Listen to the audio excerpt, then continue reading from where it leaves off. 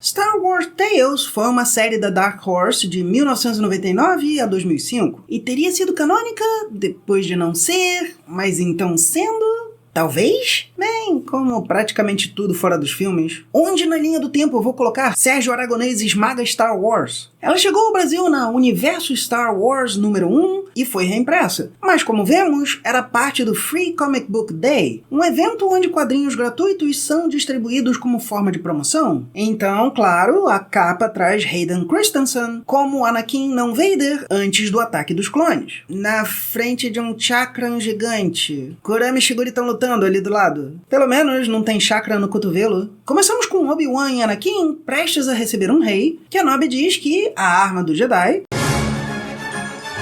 deve ficar na frente do cinto, por ser prática desse povo. Bem, samurais seguravam suas espadas ao se abaixar, mas... E não incomoda pra andar?